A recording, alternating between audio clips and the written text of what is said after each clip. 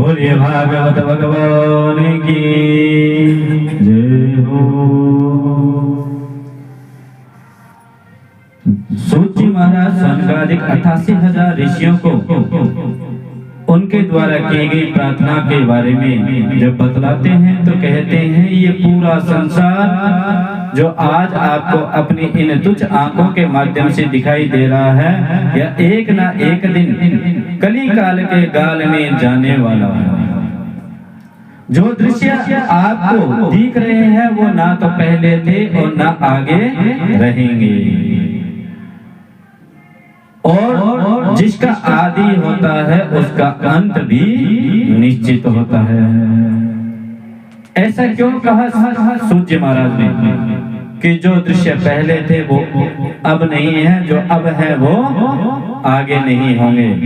क्योंकि उन्होंने इसलिए कहा कि मनुष्य के जीवन से ही ले लीजिए, जो पहले था बचपन वो आज नहीं है, जो आज है जवानी वो कल नहीं मिलेगी जब आएगा बुढ़ापा। इसीलिए कहा है जो एक बार चला गया वो फिर से वापस नहीं आएगा। तो समय का हमेशा सदुपयोग करें। और कहते हैं नित्य वह है जो पहले भी था, आज भी है और आगे भी रहेगा। नित्य का मतलब क्या होता है? सत्य। और पूरा संसार मिथ्या है, झूठा है, पाखंडी है। पूरा का पूरा जो हमें दृश्य दिखाई दे रहे हैं वो सबका सब सपना है, सपने के अलावा कुछ नहीं। जिस प्रकार सपने में हम कहीं ना कहीं चले जाते हैं, पता नहीं क्या क्या करते हैं, परंतु जैसे ही आंख खुलती है तो वहीं घाट पर पड़े मिलते हैं। उसी प्रकार ये संसार भी ऐसा ही है कि जब तक हमारी आंख के आगे अज्ञानता रूपी, काम रूपी, वासना रूपी, संसार रूपी जो अंधकार का पर्दा लगा है, तब तक हमारे लिए ये संसार सब कुछ है, ये रिश्ते नाते सब कुछ है हमारे लिए। परंतु जिस दिन अज्ञानता रूपी अंधकार दूर होता है उस दिन ये पूरा संसार हमारे लिए स्वप्न जैसा हो जाता है और हमें यह पूरा संसार झूठा लगने लग जाता है। इसीलिए सूत जी महाराज ने कहा है कि जो नित्य है वह जो पहले था अब है और आगे भी रहेगा। नित्य का मतलब सत्य है, और सत्य केवल एक है, वो है परम पिता परमात्मा। फिर भी समझ में नहीं आया तो सूत जी महाराज ने एक और उदाहरण दिया। उन्होंने कहा कि मिट्टी है, मिट्टी का मटका बना तो मटका क्या हो गया? आदि। मिट्टी से एक मटका बनाया, परंतु वह मटका क्या है? आदि है। और जैसे ही मटका टूट गया तो उसका क्या हो गया? अंत हो गया। परंतु उसके अंदर एक ऐसी चीज है जो नित्य है, सत्य है। वह क्या है? मिट्टी है। वो मटका बना था, उससे पहले भी मिट्टी थी, मटका बन गया तब भी वह मिट्टी थी, और जब वह टूट गया तब भी वह मिट्टी थी। इसीलिए कहते हैं नित्य और सत्य वही है जो पहले भी था, अब भी है और आगे भी रहेगा। मटका टूटा है, मिट्टी का कुछ नहीं बिगड़ा, वो पहले भी मिट्टी थी, मटका बनने के बाद भी मिट्टी थी और मटका टूटने के बाद भी मिट्टी ही रहेगी। परंतु अपने अपने कर्मों का भाग होता है। एक तो मिट्टी से पूरा घड़ा बनता है जो शीतल जल से भरा रहता है, और एक इसी मिट्टी से चिलम बनती है जिसके ऊपर आग रखी रहती है। ये अपने अपने कर्म होते हैं। हर व्यक्ति परमात्मा को दोष देने लगता है, हर व्यक्ति परमात्मा से कहता है हे भगवान ये तूने क्या किया। जब अच्छा करते हैं तो कहते मैंने किया, और जब किसी भी प्रकार का कुछ भी हमें लगने वाला बुरा हो गया तो कहते हैं भगवान तूने क्या किया। क्यों? वो इतना खाली थोड़े ना बैठा है कि वो आपके कुछ ना कुछ करने के लिए आए। उसके लिए आपने क्या किया वो तो सबसे पहले सोचना पड़ेगा हमें। अगर आपने कुछ किया हो तभी तो परमात्मा आपके लिए आएंगे, और जिसके साथ में परमात्मा रहते हैं, परमात्मा का आशीर्वाद रहता है, मुझे नहीं लगता उस व्यक्ति को किसी भी प्रकार से दुख और सुख से किसी प्रकार के कोई संशय पैदा होता है। सुख में वह ज्यादा प्रसन्न नहीं होता और दुख में वह दुखी नहीं होता। उसे ही संत कहा जाता है। संत का मतलब भगवा भेष लेना अकेला नहीं होता। संत का मतलब होता है जो मन से, बुद्धि से, विचार से, लक्षण से, ज्ञानेंद्रियों से, कर्मेंद्रियों से जो संत हो, जो सत्य हो, उसे ही संत कहा गया। और इसीलिए कहा जाता है संत समागम करना चाहिए, संत की संगति करनी चाहिए। संत की संगति का प्रभाव पड़ता है। उसके लिए भी उदाहरण दिया कि जिस प्रकार एक जंगल में रहने वाला जो शेर होता है वह भी शेर होता है, परंतु वह जैसे ही जंगल में दौड़ता है तो पूरे जंगल में रहने वाले पशु पक्षी उससे भयभीत होने लगते हैं। परंतु एक अगर शेर के बच्चे को किसी सर्कस वाले ने पकड़ लिया तो वह अपने साथ में ले जाएगा, और शेर तो वह भी है परंतु वह उस सर्कस वाले के कोड़ों के साथ में बोलता है और नाचता है। क्यों? क्योंकि वह अपने आप को भूल चुका है कि तू शेर का बच्चा है, तू शेर है। उसी प्रकार हम भी इस संसार में आए थे इस भगवान श्रीमद् नारायण के परमपिता परमात्मा के एक अंश बन करके आए थे। उसके लिए उसका नाम स्मरण करने के लिए आए थे, हमेशा श्रीमद् नारायण का नाम जपने के लिए आए थे, भक्ति करने के लिए आए थे, इस संसार का उद्धार करने के लिए आए थे। परंतु जैसे ही संसार में हमने कदम रखा तो हमें माया रूपी जो जाल था उसने ऐसा घेरा, ऐसे कीचड़ में ला करके पटका जिसमें से निकलना असंभव सा है। संभव हो सकता है परंतु हमें निरंतर नित्य प्रतिदिन हमें सत्संग श्रवण करना होगा, संतों का संग करना होगा, अच्छे लोगों के साथ में विचार विमर्श करना होगा। परंतु ऐसा करने से लोगों को नींद आने लग जाती है।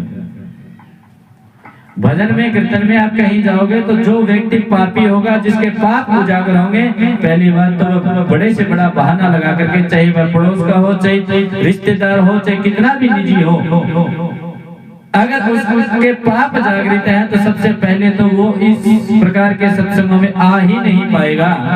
अगर एक बार को वह उससे किसी प्रकार से जिद्दी करके कोई अड़ोस पड़ोस की माताएं बहनें ले भी आई तो वह आते ही सो जाएगा। ऐसी स्थिति पैदा होती है, और ऐसी स्थिति पैदा होने का कारण है कि हमारे पाप जागृत है आज भी। जिस व्यक्ति के पाप जागृत नहीं होते, पुण्य कर्म जागृत होते हैं, ऐसे ही व्यक्तियों को श्रीमद् भागवत कथा ज्ञान यज्ञ का पान करने का सुअवसर प्राप्त होता है। कहते हैं सूर्य महाराज कहते हैं इसी प्रकार हम भी एक कठपुतली की तरह हैं। जिस प्रकार कठपुतली को नचाता कोई और है, हमें नाचते हुए कठपुतली दिखाई देती है परंतु उसको नचाने वाला पर्दे के पीछे होता है परंतु हमें दिखाई नहीं देता। उसी प्रकार हमें नचाने वाला भी पर्दे के पीछे है। हम ये सोचते हैं कि मैं और मेरा सब कुछ है, ऐसा कुछ भी नहीं है। इसी के बारे में आगे चलते हुए सूत जी महाराज कहते हैं, मैं आपको इस श्रीमद् कथा ज्ञान यज्ञ के बारे में बतलाता हूँ। तो सबसे पहले कहते हैं कि जब भी कोई कार्य करते हैं तो श्रीमद् गजानन भगवान को स्मरण किया जाता है। उसके बाद में हम कोई कार्य को प्रारंभ करते हैं, लेकिन उससे पहले भी हमें ऐसे महापुरुष को याद करना चाहिए जिसके माध्यम से हमें ये पूरा ज्ञान प्राप्त हुआ हो और हमें इस संसार में रहने, सहने, खाने पीने सभी प्रकार से जो तरीका प्राप्त हुआ हो, उनका भी स्मरण करना चाहिए। जैसे वो कौन होते हैं? हमारे गुरु होते हैं, माता पिता होते हैं। माता पिता हमारे प्रथम गुरु होते हैं, उसके बाद में ज्ञान के जो गुरु होते हैं वो हमारे अन्य गुरु होते हैं। परंतु पहले गुरु जो होते हैं वो माता पिता होते हैं। और आजकल के लोग ये तो मानते हैं कि माता पिता को छोड़ करके अन्य स्थान पर जाने की बड़ी चेष्टा रखते हैं। बोलिए सद्गुरुदेव भगवान की जय हो। सूर्य भगवान कहते हैं, ऋषियों, कालजाल से बचाने के लिए ही सुखदेव महाप्रभु ने यह दिव्य भागवत शास्त्र प्रकट किया। महामुनि सुखदेव जी ने राजा परीक्षित को यह कथा श्रवण करवाई जिससे उनको श्राप से मुक्ति प्राप्त हुई। ब्रह्मा जी भी परीक्षित के उद्धार के दृश्य को देख करके आश्चर्यचकित रह गए कि इस परीक्षित को तो श्राप मिला था कि तक्षक नाग इसको डसेगा और इसकी 7 दिन में मृत्यु हो जाएगी। फिर भी इसका मोक्ष हो गया, इसको मुक्ति प्राप्त हो गई, इसको गोलोक धाम प्राप्त हो गया, ऐसा क्यों? भागवत में ऐसा क्या है? ये विचार पैदा हुआ था ब्रह्मा जी के मस्तिष्क। तो कहते हैं ब्रह्मा जी ने उसी भागवत जी के परीक्षण करने के लिए तराजू को मंगाया, एक तरफ सारे के सारे ग्रंथों को रख दिया, दूसरी तरफ श्रीमद् भागवत जी को रख दिया, परंतु फिर भी देखा कि श्रीमद् भागवत जी का जो पलड़ा था वो अभी भी भारी था, और सारे के सारे जो ग्रंथ थे उनका जो पलड़ा था वो बिल्कुल न्यून हो चुका था, बिल्कुल हल्का हो चुका था। ऐसी है श्रीमद् भागवत कथा। बोलिए भागवत भगवान की। जब इतना दिव्य अद्भुत भागवत कथा है तो इसको 7 दिन में ही क्यों कहते हैं? 7 दिन कहने की परंपरा किसने प्रारंभ की और क्यों की? ये सारी बातें वहां पर पूछने लगे। तभी सूत महाराज कहते हैं कि 7 दिन की जो परंपरा है वो सनकादिक ऋषियों ने प्रारंभ की थी। सनकादिक ऋषि थे, उन्होंने प्रारंभ की। और उन्होंने प्रारंभ कब की? कहा जब उन्होंने नारद जी भगवान को श्रवण करवाई थी उस वक्त की थी। कहते हैं एक बार नारद जी उदास बद्रीनाथ धाम में घूम रहे थे। तभी घूमते घूमते एक दिन नारद जी महाराज सनक सनंदन सनत कुमार इत्यादि ऋषियों से भेंट करते हैं। कहते हैं कि सनकादिक ऋषि उनसे पूछते हैं कि हे नारद जी महाराज, आप इतने उदास क्यों हैं? आपके चेहरे पर ये चिंतित रेखाएं जो है शोभा नहीं देती है। आप इतने देव ऋषि स्वरूप हैं, आप देव ऋषि हैं, आपके मुख पर ये चिंताएं जो दिखलाई दे रही है ये शोभा नहीं दे रही। हमें बताएं कि ऐसी क्या बात हुई कि आपके मुख पर ये उदासीन रूपी जो चिंता रेखा दिखाई दे रही है, ये क्यों दिखाई दे रही है? तभी नारद जी महाराज कहते हैं कि मैंने सोचा था धरती पर जाकर के, पृथ्वी पर जाकर के और मैं सत्संग करूंगा, उसी के विचार विमर्श से मैं पृथ्वी पर आया, लेकिन सारे तीर्थ स्थलों पर घूमता रहा मैं, कहीं भी मेरा मन संतुष्टि को प्राप्त नहीं हुआ, कहीं पर भी मुझे संतोष नहीं हुआ। क्योंकि संतों के पास गया तो पाखंड के प्रवेश मिला, गृहस्थों के यहाँ भी जाकर के देखा तो वहाँ भी बहुत गड़बड़ी मिली। कोई पिता की आज्ञा नहीं मानता, कोई पति पत्नी की आज्ञा नहीं मानती है, सब अपने अपने मन विचारों की वार्तालाप करते हैं, तो गृहस्थी जीवन भी सब गड़बड़ाया हुआ है। फिर सोचा चलो वृंदावन चले, तो वृंदावन जाकर के एक विचित्र ही आश्चर्यजनक घटना मेरे साथ में हुई। तो ऋषि कहते हैं ऐसी क्या घटना हुई, हमें भी बतलाएं। तो नारद जी महाराज कहते हैं कि मुझे यमुना तट पर एक युवती मिली जो बड़ी ही जोर जोर से रो रही थी, और उसके सामने 2 वृद्ध व्यक्ति मूर्छित पड़े थे। और मुझे बड़े ही दया आ गई, करुणावश मैंने उनसे पूछ बैठा, हे देवी आप क्यों रो रहे हैं और ये वृद्ध कौन है? आपको किस प्रकार की समस्या है, कृपया करके मुझे बतलाएं। और जैसे ही मैंने पूछा तो उसने अपना परिचय दिया, कहा कि मेरा नाम भक्ति है। क्या नाम है? भक्ति नाम है। और ये जो सामने वृद्ध जो मूर्छित पड़े हैं ये मेरे पुत्र हैं ज्ञान और वैराग्य। भक्ति के पुत्रों का नाम क्या है? ज्ञान और वैराग्य। कहते हैं कि मैं दक्षिण में पैदा हुई, कर्नाटक में बड़ी हुई, महाराष्ट्र में पली, पर कई पाखंडियों के प्रदेशों में पीड़ित हो के वहां से भगी आई, और यहाँ वृंदावन में आते ही मैं तो नव युवती बन गई, जवान हो गई, परंतु मेरे जो पुत्र ज्ञान और वैराग्य थे वो वृद्ध हो गए। ऐसा क्यों हुआ? और ये मूर्छित हो गए। अगर ये यहाँ पर सही नहीं होते हैं तो मैं यहाँ से छोड़ करके कहीं विदेश चली जाऊंगी और यहाँ फिर वापस लौट करके नहीं आऊंगी। जब ऐसा कहा तो नारद जी भगवान बड़े ही भावुक हुए और उन्होंने भावुकता में एक वचन लिया, प्रतिज्ञा ली कि हे देवी आप दुखी ना हो, मैं वचन करता हूँ कि आपके पुत्र ज्ञान और वैराग्य को मैं फिर से सही कर पाऊंगा, श्रीमन नारायण की कृपा से, और उनके लिए जो कुछ भी करना पड़े मैं करने को तैयार हूँ, उनके लिए मैं सब प्रयास करूंगा, परंतु आप कहीं ना जाएं। आपको मैं वचन देता हूँ, अगर मैं ऐसा नहीं कर पाया तो मैं श्रीमन नारायण का दास नहीं। ऐसा नारद जी महाराज वचन ले चुके थे। और नारद जी महाराज अपने वचनों के अनुसार ज्ञान और वैराग्य को प्रयास पूर्वक जगाने लगे।